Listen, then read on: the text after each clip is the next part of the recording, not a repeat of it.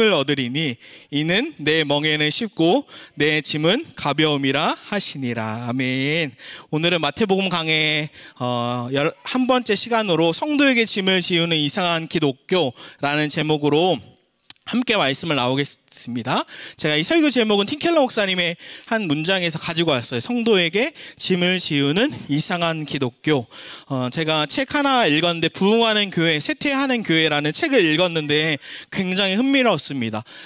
이 부흥하는 교회와 쇠퇴하는 교회를 분석하면서 마치 단순히 부흥하는 게 수적으로만 부흥하는 게 아니라 진짜 영혼들이 살아나고 교회들이 같이 성장하는, 또 쇠퇴하는 교회. 근데 단순히 대형 교회만 조사한 게 아니라 제가 되게 좋았는데 30명 미만의 저희처럼 개척교회들도 분석하고 100명 밑에, 50명 밑에, 100명 밑에, 300명 밑에, 500명 밑에 이렇게 작은 교회들도 같이 분석해서 되게 깊이 와닿았는데요.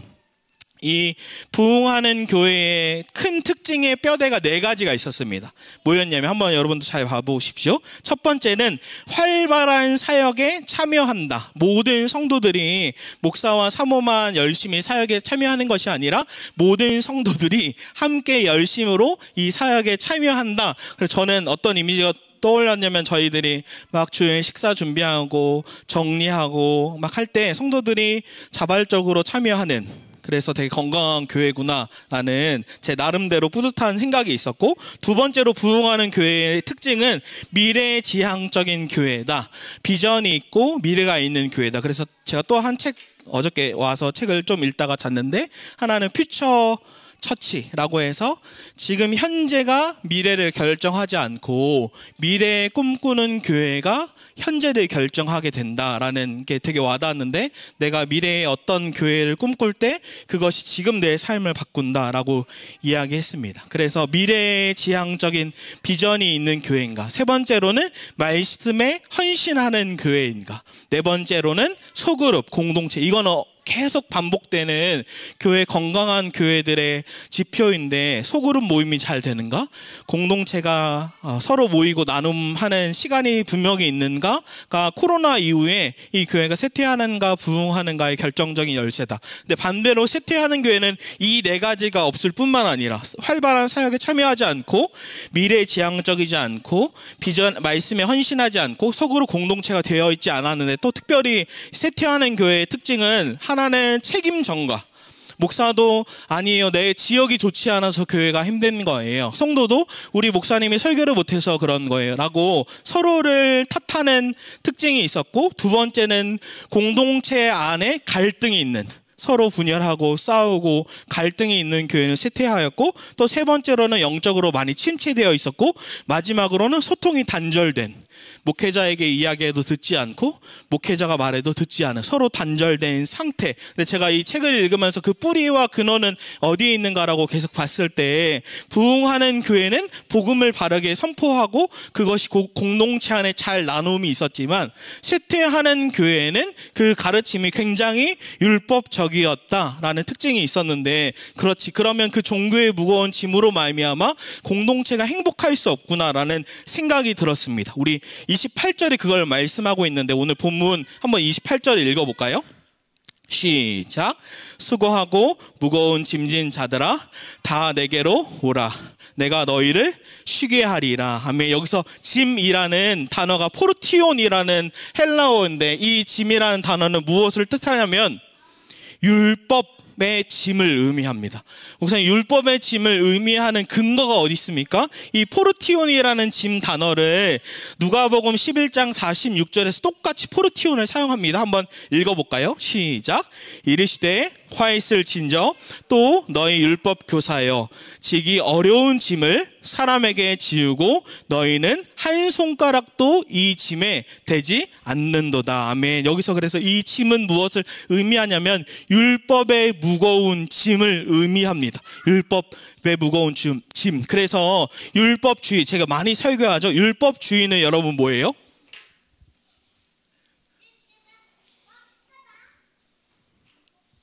율법주의는 뭔가요?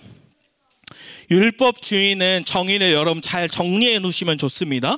율법주의는 순서가 바뀐 거예요. 내가 구원받았기 때문에 율법을 지켜 행하는 게 아니라 율법주의는 내가 율법을 다 지켜 행해야만 내가 구원받을 수 있어. 그렇기 때문에 열심히 그 율법을 지키기 위해 행합니다. 말로는 내가 율법을 다 지켜야 구원받아라고 말은 하지 않지만 그의 삶과 가르침과 머리 안에는 내가 이 율법들을 다 지켜야만 구원받을 수 있어. 그래서 특징이 크게 세 가지인데 첫 번째로는 사역을 내가 많이 해야 좋은 신앙인이야. 그래서 청년 때 잘 생각해보면 사역을 많이 한 친구들은 되게 신앙이 좋다라고 여기고 사역을 안 하는 친구는 무조건 신앙이 안 좋다라고 여기지만 정작 이 사역을 결혼하고 사역을 내려놓으면 어떻게 돼요? 되게 공허하고 내가 하나님과 안 친한가? 왜 이 가르침이 많았기 때문이에요.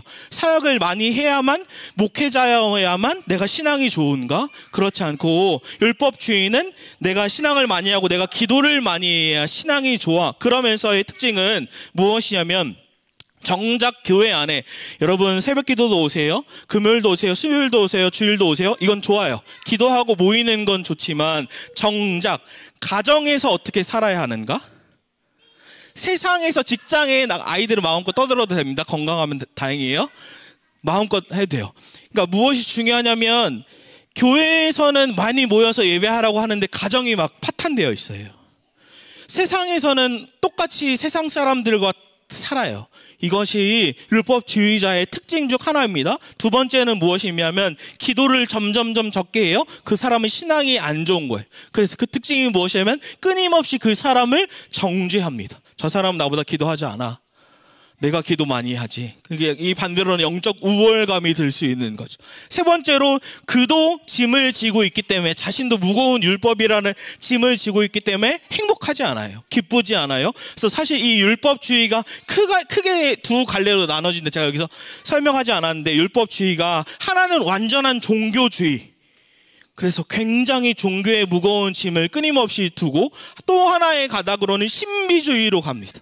종교주의는 율법의 짐을 더 무겁게 져, 더 정죄하는데 신비주의는 또 다른 방향으로 가는데 신비주의는 내가 하나님이 될 수 있는, 내가 하나님의 음성을 들었어. 내가 기도를 많이 해. 그러면서 이 하나님의 음성을 들은 걸로 말미암아 수많은 상처를 줄 수 있죠. 제가 참 안타까운 건 청년 시절에도 이제 할머니 전사님이 돌아가셨는데 청년 때 친했으니까 할머니 전사님도 기도를 많이 한다고 하가서 제가 이제 목회자의 길로 가려고 하니까 뭐라고 하셨어요? 사나야, 너는 내가 기도해봤는데 넌 목회자가 아니야. 라고 얘기해서 제가 이렇게 할머니 전사님과 친해서 전사님, 담임 목사님이 허락하셨는데요? 하니까 그래? 라고 당황하셨어요. 자기가 기도를 많이 해서 내가 하나님의 음성을 들어라고 이야기하면서 정작 누군가에게 끊임없이 상처를 주면서 하나님을 왜곡할 수 있는, 그러면서는 자기 자신은 지금 율법주의에 있고 병들어 있는 것을 모르는 거죠. 그래서 이게 되게 중요한 것 같은데 저희 수련회 때 나눌 때 윤재인 사님이 이렇게 얘기했어요. 막 이런 그리스도인인데 어떻게 저렇게 살지? 라는 거에 마음이 어려운데 제가 이 설교를 준비하면서 그렇지, 그런 사람들이 있는데 그런 사람들을 율법주의자다라고 얘기하기엔 좀 위험하지만 율법주의자의 신앙을 갖고 있을 수 있구나. 그래서 병들어 있을 수 있구나라고 제가 어느 순간에 분리를 좀 하니까 제 마음이 어렵지 않더라고요. 저도 좀 어려웠는데 어떻게 목회자가 이렇지? 어떻게 성도가 이렇지? 어떻게 장로가 이렇지? 라고 했을 때 혹시 율법주의자처럼 병든 신앙이 있을 수 있지 않을까라고 제가 조금 분리하니까 제 마음에 어려운 어른들을 향해서 제 자신을 좀 지킬 수 있는 생각이 들었습니다. 근데 여기서 중요한 건 율법주의자에게 상처를 받게 되면, 제가 청년들 율법주의가 심한 교회에 저도 전도사일 때 굉장히 힘들 때가 있었는데 분별이 안 되는 거예요. 전도사인 저도 분별이 안 돼서 에스라 신학대학원에 있을 때 교수님께 가서 상황들을 쭉 설명했더니 딱 교수님이 되게 삶으로도 건강한, 제가 존경하는 교수님이었는데 쭉 듣더니 그건 되게 위험합니다. 율법주의가 굉장히 흐르고 있습니다라고 딱 하니까 제 눈이 확 열리는 거예요. 그러니까 저도 그 전도사 하면서 무거운 짐으로 끊임없이 정죄를 당하면서 청년들도 어려운 거예요. 그 청년들이 나가게 됐어요. 이 청년들이 근데 아쉬운 건 어떻게 가냐면 율법 폐기론이 됩니다. 내가 그 어른들의 목사의 장로의 상처로 말미암아 율법주의자, 율법을 지켜야 구원받을 수 있어 라고 말로는 완전히 가르치지 않지만 그 뉘앙스의 가르침과 무거운 짐으로 힘들었던 청년들이 어디로 가냐면 반드시 이렇게 갔어요. 율법 폐기론. 율법은 끝났어. 율법 폐기론의 정의가 무엇입니까? 하나님께 나는 용서를 받았으니, 사랑의 하나님이잖아. 난 용서를 받았으니까 율법은 폐기되고 지키지 않아도 돼. 어차피 나는 하나님께 구원받은 자녀야 라고 많은 청년들이 율법 폐기론으로 가는 거예요. 그 상처로 말미암아. 그래서 그 특징은 무엇이냐면 세 가지 특징이 있는데, 율법을 지키지 않아도 괜찮아. 어차피 율법은 지킬 수 없는 거야. 율법은 폐기됐어 라고 얘기하고, 두 번째로는 순종의 중요성. 그동안 율법주의자는 계속 무엇을 강조해요? 순종이요. 순종해야 구원받을 수 있어. 순종해야 천국 가. 순종해야 축복받아. 이거에 가르침을 받으니까 이 청년들이 어떻게 가냐면 순종은 중요하지 않아. 순종 안 해도 돼. 어차피 하나님은 날 용서하시고 사랑받았으니까 순종은 중요하지 않아 라고 하면서 어떻게 나오냐면, 이 세 개가 사실 똑같은데 칭의와 성화. 칭의는 뭐예요? 하나님께 의롭다함을 받았어. 전적으로 은혜를 받았어. 와 성화는 뭐예요? 하나님을 점점점 닮아가는 게 양면의 동전이라고 제가 많이 설교했죠. 이것을 훼손시킵니다. 그건 없어. 칭의만 있지 성화는 없어 라고 합니다. 근데 이 두 가지 짐, 율법주의자와 율법 폐기론의 짐을 져도 어떻게 되냐면 결국에는 이것이 똑같이 무거워요. 왜 무거울까요?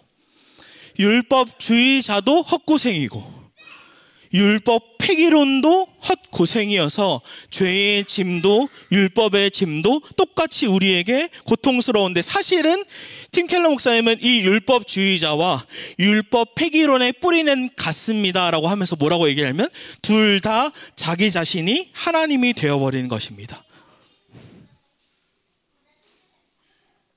둘 다 자기 자신이 하나님이 되어서 율법은 필요 없어 라고 얘기하고 율법을 지켜야 구원받을 수 있어. 근데 중요한 건, 우리가 율법주의자로, 우리 세대가 율법주의자로 많은 상처를 받았어요. 그럼 율법 폐기론을 가면은 괜찮을 것 같아요. 율법 폐기론자가 돼도 똑같이 자녀에게 상처를 주게 돼요. 실제 예가 있는데, 제가 한번 설교 때 예전에 했던 것 같은데, 버스기사 운전사인데 두 아들이 있었어요. 첫째는 학생 회장이고, 이거 실제 이야기예요. 둘째도 성실하게 다니는데, 이 두 아들이 아빠를 굉장히 존경했어요. 첫째는 학생 회장의 공부도 막 5등, 전교 5등 안에 노는 친구였는데, 근데 어느 날 버스 운전이 이제 종착지에 도착했을 때 아버지인 버스기사가 이 여자 학생이 혼자 잠들어 있었는데 성추행했다는 사고가 이제 고발된 거예요. 그래서 아들은 아니다. 나 아빠는 진짜 존경하고 아빠는 아니다. 이 친구가 공부를 잘해서 어떻게 했냐면 그 변호사와 같이 공부하면서 그거를 변론하기 위해서 알아봤어요. 그런데 다 사건이 종결되고 감옥에 가게 됐어요. 그리고 이 아들도 그 증거로 남은 영상들을 다 보게 되는데, 그러면서 난 진짜 아빠를 존경하고 아빠를 닮고 싶다라고 생각했는데 아빠가 그런 죄를 저지르는 모습을 보면서 첫째 아들이 자살을 해요. 그러면서 둘째 아들은 심각한 우울증에 걸리고, 엄마는 어떻겠어요? 자기 남편이 그런 짓을 행했는데 나도 죽고 싶었는데 참았는데 네가 어떻게 그렇게 하냐 라고 하면서 그 가족이 다 풍비박산 났어요. 무엇을 얘기해요? 이건 좀 극단적인 사례이지만, 우리도 율법주의자의 너가 이런 율법을 지켜야 축복을 받아 라는 가르침으로 말미암아 내가 상처를 받았는데, 청년 세대들이 율법은 폐기됐어 하면서 율법 폐기론에 가는 순간에 이건 행복하네, 용납받았네, 난 죄 지어도 순종 안 해도 괜찮아 라고 살지만, 결혼하고 자녀를 낳고 살아가다 보면 자녀들이 점점점 자라나면서 엄마 아빠는 기독교라고 하는데 어떻게 이렇게 세상과 똑같이 살아? 아니 세상보다 어떻게 더해? 차라리 교회를 다니지 말지 라고 하면서, 이게 당신이 믿는 하나님이야? 라고 하면서 동일한 상처를 받게 됩니다. 왜냐하면 율법주의자와 율법 폐기론의 그 뿌리는 같기 때문입니다. 그러면 제가 질문합니다. 어떻게 해야 이 율법의 짐과 죄의 짐, 율법주의자와 율법 폐기론의 문제를 어떻게 해결할 수 있는가? 제가 중요한 질문을 한 가지 드릴게요. 한번 여러분이 마음속으로 대답을 해보세요. 여러분은 가정이 더 중요하다고 생각합니까?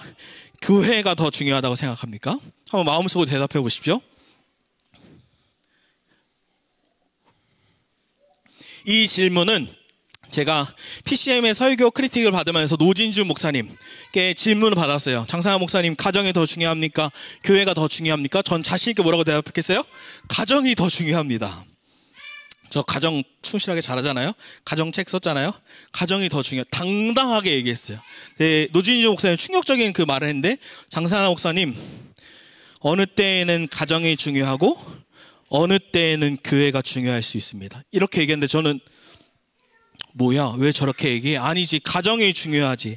근데 그 근거를 뭐라고 얘기하시냐면, 저번 주 마태복음 10장 끝에 부분에도 뭐라고 얘기하냐면, 가정보다 예수님을 더 우선순위에 둬야 하는 순간이 있다. 잘 들어보세요. 이거 굉장히 중요해요. 예수님이 더 중요한 순간이 있다. 가정에서도 에베소 5장과 6장에서는, 성경에서는 가정을 중요하게 여겨야 한다. 근데 제가 왜 가정이 중요합니까? 교회가 중요합니까? 라는 질문을 받았을 때 당연히 가정이죠 라고 왜 대답한 줄 아세요? 율법주의자들이 저에게 준 상처 때문에요. 어른 세대 목회자들이 가정은 팽개치고 가정은 중요하지 않아, 교회에만 올인해. 그래서 가정을 돌보지 않는 시스템이 아예 새벽에 나가서 저녁 12시까지 들어와요. 아이를 볼 수가 없어요. 제 가장 친한 목사님은 그 대형교회에서 10년 넘게 사역을 하면서 자녀가 자라는 걸 본 적이 없대요. 다 커서 청소년 돼가지고 아이들이 뒤에 아이스크림 사 먹으러 가는데 울어요. 왜 울어? 자기가 어렸을 때 아이들을 보질 못해서.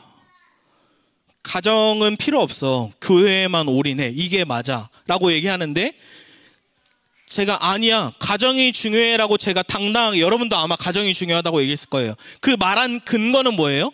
상처로부터였어요.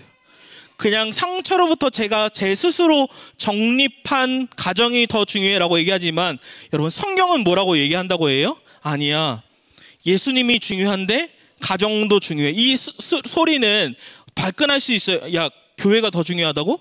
예수님이 더 중요하다고? 아니, 이런 거예요. 나의 마음의 우선순위가 예수 그리스도가 맞는가? 가정이 우상되지 않고 내 마음의 우선순위가 예수 그리스도가 맞는가? 그리고 나는 가정을 목회자로 뿐만 아니라 성도로 말미암아 가정을 잘 돌보고 있는가? 제가 뭘 얘기하고 싶냐면, 우리가 상처로 말미암아 내가 만든 하나님이 아니라 성경이 말씀하는 하나님은 누구인가? 그러니까 제가 뭘 전제한 줄 알아요? 저도 틀릴 수 있어요. 그럼 여러분 뭘 해야 돼요? 그냥 장사나 목사 앞에 설교하는구나 보는 게 아니라, 장사나 목사가 설교하는 저 내용은 성경이 말하는 하나님이 맞는가? 아니면 장사나가 만들어낸 하나님이 맞는가? 율법주의자도 성경을 자기식으로 해석해서 자기가 만들어낸 하나님으로 말미암아 상처를 줬고, 율법 폐기론자도 자기가 상처로 말미암아 내가 정립해서 만든 나의 하나님으로 말미암아 똑같이 상처를 주는데, 저 목회자는 성경이 말하는 하나님을 진짜로 말하고 있는가? 라고 상고하면서 성경을 연구하고 같이 읽고 묵상하면서 여러분도 절 봐야 된다고요. 저도 틀릴 수 있으니까.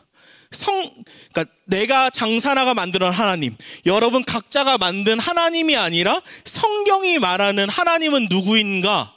라고 다시 처음으로 돌아가야 된다는 얘기예요. 그럼 다시 질문합니다. 어떻게 해야 이 죄의 짐, 율법의 짐으로부터 우리는 해결될 수 있습니까? 바른 복음을 알 수 있습니까? 성경이 말하는 바를 알 수 있습니까? 우리 본문 29절과 30절을 큰 목소리로 읽어볼까요? 시작. 나는 마음이 온유하고 겸손하니 나의 멍에를 메고 내게 배우라. 그리하면 너희 마음이 쉼을 얻으리니 이는 내 멍에는 쉽고 내 짐은 가벼움이라 하시니라. 아멘. 여기서의 멍에는 동물이 지고 가는 게 맞는데, 이런 거예요. 소와 예를 들어 말, 이 멍에를 같이 매일 수가 없어요. 무조건 같은 종족이어야 돼요. 예를 들어 소도 큰 소, 제 아들들처럼 애기 소도 멍에를 같이 맬 수 없어요. 같은 체급, 비슷한 체급이어야 돼요. 근데 여기서 중요한 건 이 멍에라는 의미는 능숙한, 이 멍에에 능숙한 소와 이 멍에에 능숙하지 않은 소, 약간 다르죠. 이렇게 기울어져 있죠. 능숙한 소와 능숙하지 않은 소가 멍에를 같이 맺는데 이때 이 능숙하지 않은 소가 멍에를 맺는 건 마치 허공에 붕 떠 있듯이 예수님의 멍에처럼 가벼운 거예요. 그냥 능숙한 소에 따라가기만 하면 돼요. 그 짐과 멍에는 굉장히 가볍습니다. 왜요? 능숙한 소가 이 멍에를 다 매니까. 예수님은 이 이미지를 보여주면서 내 멍에는 쉽고 가벼워. 왜 예수님의 멍에는 쉽고 가볍습니까? 예수님께서 그 율법의 모든 짐, 장사나가 율법을 613개의 율법을 다 지켜야만 구원받을 수 있으면 그 율법을 다 지켜 행할 수도 없고 구원받을 수도 없는데 예수님이 이 땅에 와서 뭐라고 말씀하셨어요? 성경에 난 율법을 폐하러 왔노라 이렇게 얘기하셨나요? 아니요. 난 율법을 폐하러 온 게 아니라 나는 율법을 완성하러 왔노라라고 얘기했어요. 그 예수님 당신이 율법을 다 행하시면서 내가 이 율법을 완성하려고 왔어. 폐기시키려고 온 것이 아니라 완성하려고 왔어 라고 하면서 그 율법을 다 행하셨고, 뿐만 아니라 예수님께서 죄의 짐, 장사나가 이제 난 죄 마음껏 져도 돼 라고 하면 그 죄책감과 잘못된 신앙으로 말미암아 결국 나와 내 가족들이 다 상처를 입게 되는데, 이 죄의 짐, 도저히 이길 수 없는 죄의 짐을 십자가에서 어떻게 하셨어요? 예수님이 마치 구약의 제사의 소처럼 모든 인류의 장사나의 죄, 여러분의 죄, 아이들의 죄까지 다 짊어져서 십자가에서 대신 죄를 해결하신 거죠. 율법의 짐과 죄의 짐을 다 해결하셨어요. 이제 우리는 뭐 하면 돼요? 여러분 이 이미지를 잘 보세요. 이 이미지를 보여주시면서 그리스도와의 연합으로 말미암아 우리는 가벼울 수 있어.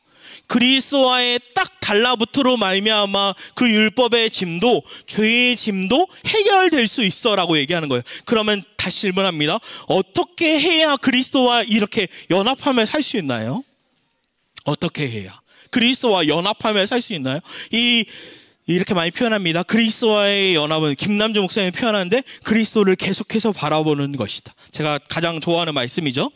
히브리서 12장 2절 말씀을 함께 읽어볼게요. 히브리서 12장 2절 말씀 시작.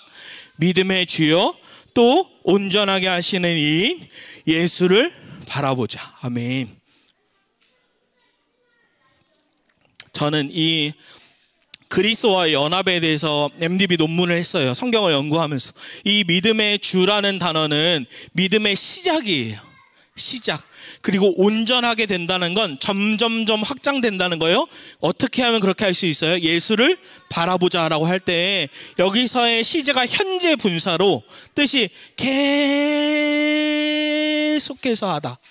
예수를 계속해서 바라보다. 제가 이 헬라어 능통한 신학 교수님한테 나중에는 권위 있는 히브리서랑 마태복음에 권위 있는 양용희 교수님께 가서 물어봤을 때 그것을 24시간 예수를 바라보자로 해석할 수 있습니까 교수님? 네 분이 다 그렇게 해석할 수 있습니다 라고 한대요. 이 이미지 잘 보세요. 이런 거예요. 내 믿음은 시작점이었는데, 내가 처음에 20살 때 믿음은 이렇게 작고 서툴고 남들에게 상처를 줬는데, 제가 예수를 계속 바라보고 예수님과 연합하면 어떻게 되냐면 점점 나의 믿음이 자라나는 거예요. 온전하게 되는 거예요. 반드시요. 율법주의자는 이렇게 될 수가 없어요. 그러니까 여러분, 사람이 변하지 않아. 맞아요. 율법주의자는 사람이 변하지 않아요. 사람은 변하지 않아. 맞아요. 율법 폐기론자는 변할 수 없어. 그의 신학과 생각이 율법을 지켜야 구원받는다고 하기 때문에, 율법은 폐기됐다고 얘기하기 때문에 변할 수 없어요. 맞아요. 그런데 복음으로 말미암아 예수를 믿고 예수를 바라본다고 하면 성경은 뭐라고 얘기해요? 너의 신앙이 온전하게 될 거야. 제가 제 삶을 돌아봐서 저는 제 삶을 관통해야만 하는데,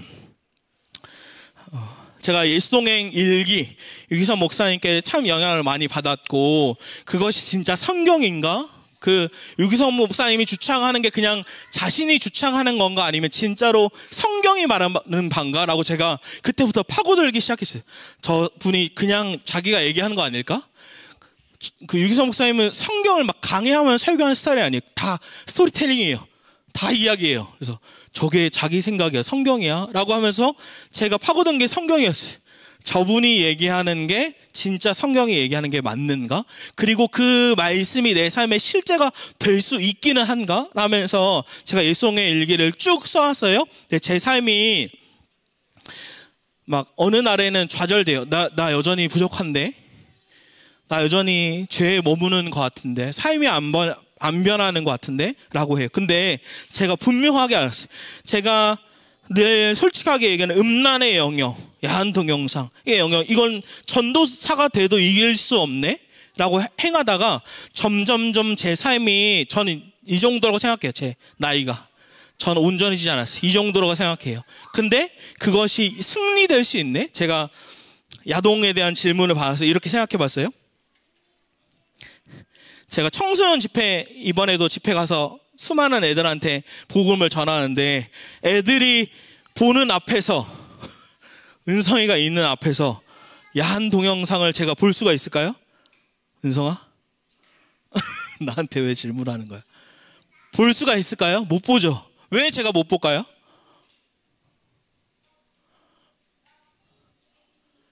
왜 제가 못 볼까요?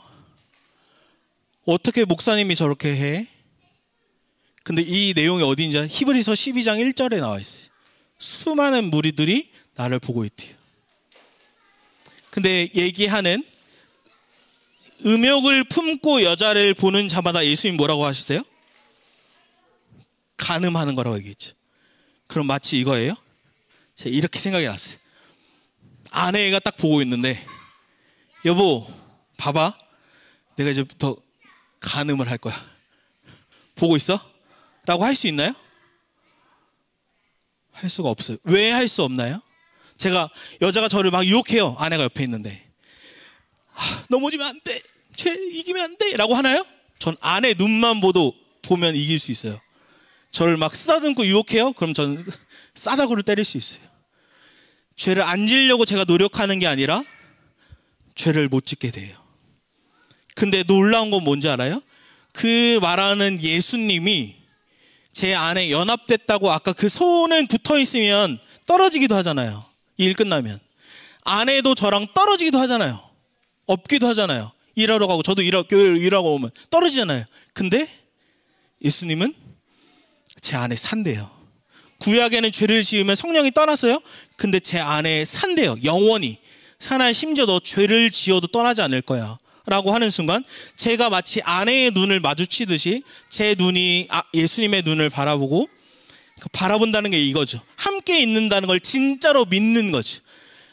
그때 제 삶이 어떻게 변했냐면, 음란한 거에 못 끊다가 이것이, 내가 어느 날 유혹이 있어서 반응하려고 했는데 지을 수 없네. 제가 혼자 있었거든요. 마치 예수님이 제 옆에 있듯이 진짜 마음으로 믿어지고 머리로 느껴지고 온몸으로 의식되고 느껴져서, 제가 이렇게 혼자 있어요. 이렇게 할 수 없네. 제가 예전에 거짓말을 많이 했는데, 예수를 믿고 어느 날 차가 근데 기스도 안 났어요. 아무도 없어. CCTV도 없어. 몰래 가도 되잖아. 어떤 목사님 은퇴한 목사님 몰래 가던데 제 앞에서. 근데 제가 바로 망설임도 없었어요. 바로 전화했어요. 이렇게 접촉했습니다. 죄송합니다 하고 보더니 괜찮습니다, 가세요. 제가 예전에 안 그랬는데 제 삶이 이렇게 변했어요. 제가 가정 중심적이 아니고 아내에게 상처 주고 아이에게 상처 줬는데, 제 삶이 성경이 그걸 말하지 않는다라고 보면서 제 삶이 점점 변해서 아내를 섬기기 시작하고 자녀를 섬기기 시작했어요. 근데 제가 좀 괴로웠던 게, 이 설교를 준비하면서 이번 빨간 날 우리 은수 집사님네 가서 아산에서 물놀이 했어요.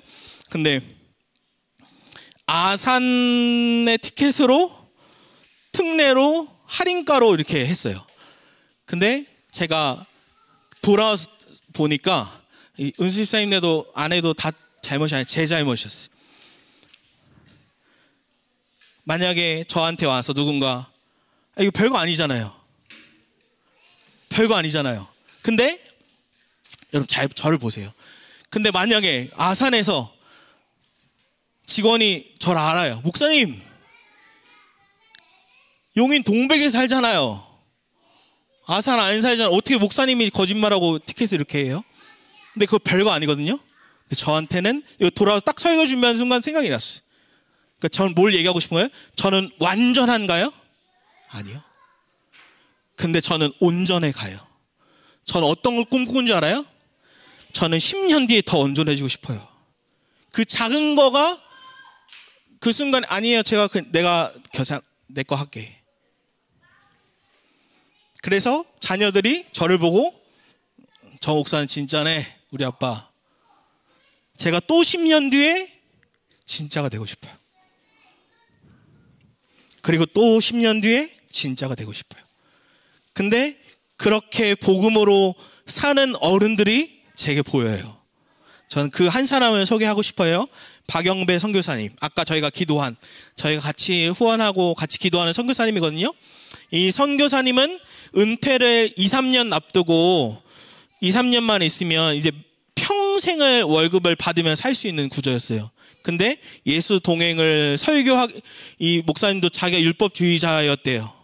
근데 예수 동행을 알게 되고 나는 죽고 예수로 사는 걸 전하기 시작하면서 장로들이 다 모여서 그거 설교하지 마십시오.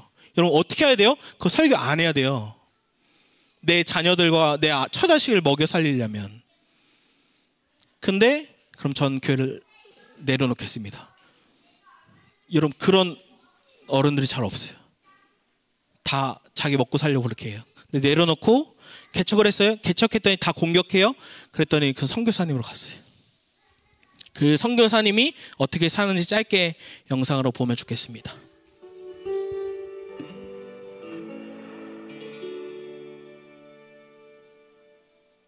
실시간 친밀 동행 11월 11일 월요일 눈을 뜨며 내 안에 계신 주님을 주목했습니다. 새벽부터 몇 번이나 잠이 깼습니다. 주일에 외부 설교와 외출로 12시간을 보냈기에 피곤으로 곤히 잠든 시간인데도 주님의 깨우심인가 하여 주님의 임재와 이끄심을 주목했습니다. 실시간 동행으로 이끄시는 주님이신지라 하루 24시간 언제라도 필요한 말씀이 있을 때 망설이지 말고 말씀해 주시기를 주님께 요청을 드렸기에 주님께서 원하시는 뜻이 있나 하고 주목을 했습니다.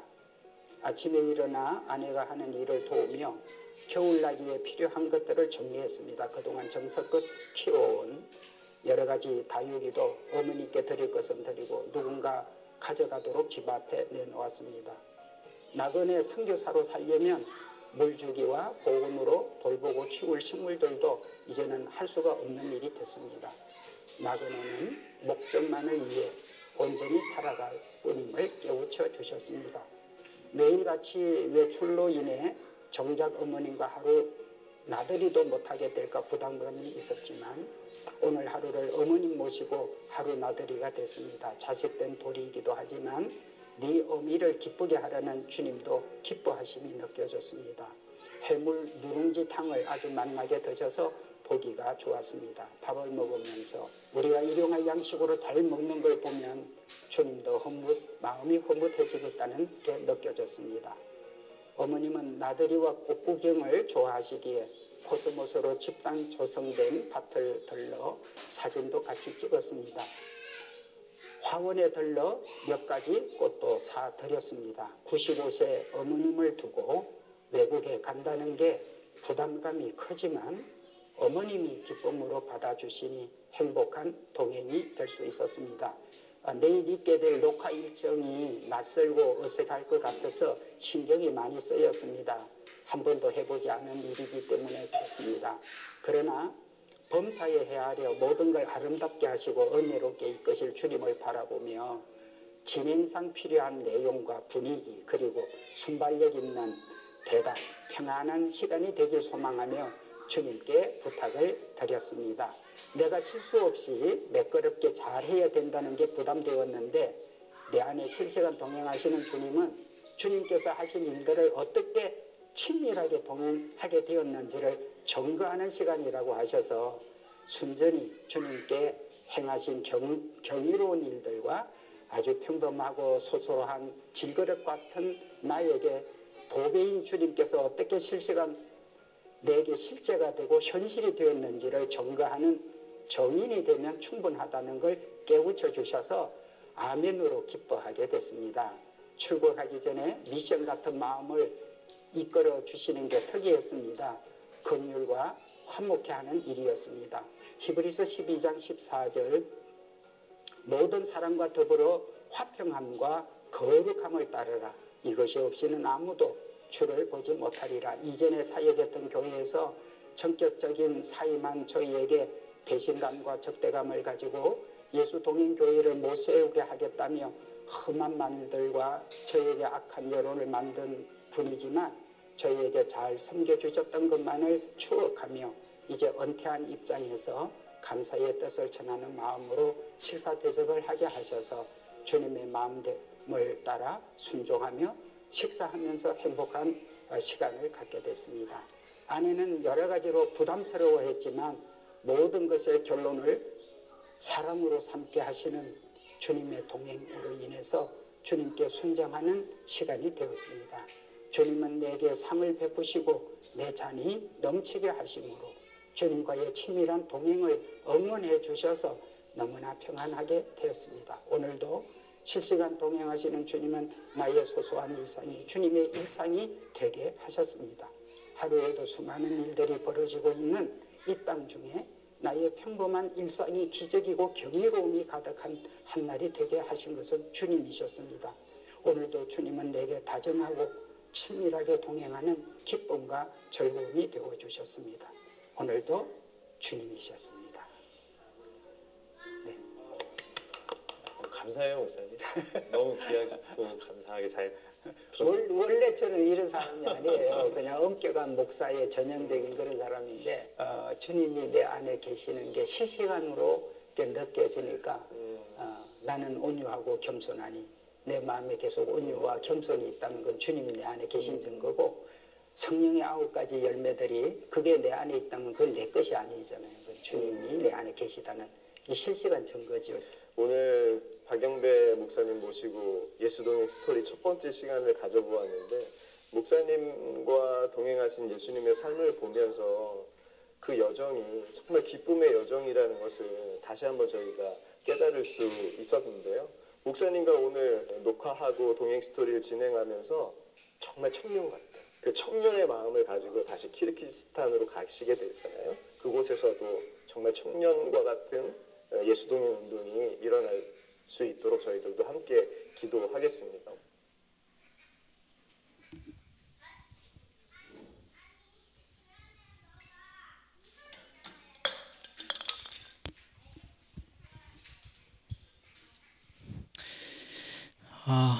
이제 적용으로 하고 싶은데 우리가 왜 예수님을 계속 못 바라보는지 아세요?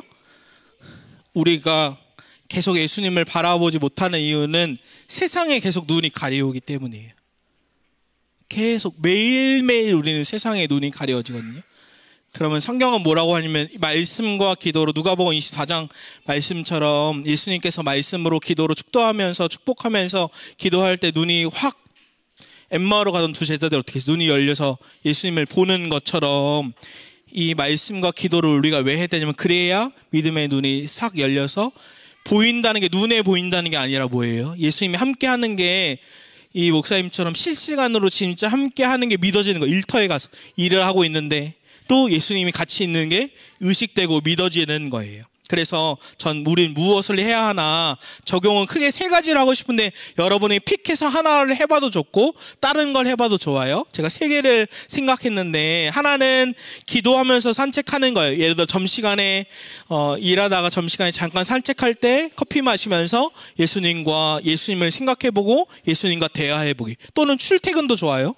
출퇴근 때 예수님을 생각해보기. 또는 2번째 말씀 포스트잇으로 붙여놓고 예수님을 생각하기. 제가 늘 핸드폰에다가 뒤에다가 말씀을 지금 막 다 찢어졌는데 매주 붙여놓는데 그러면서 예수님을 기억해 보기. 세 번째로는 저는 가장 추천하는, 저 오늘 아침에 주일 아침에 일어날 때도 가장 먼저 예수님 하고 불렀는데 예수님을 불러보기.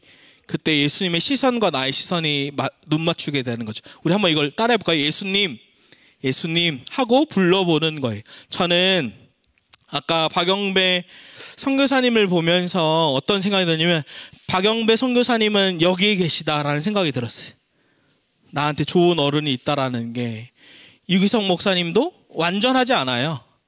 근데 온전해 가세요. 저는 그걸 따라가고 싶은 거예요. 그래서 먼 훗날에 10년, 20년 훗날에 유민이가, 하민이가 아빠를 보면서 아빠가 믿는 하나님은 진짜야.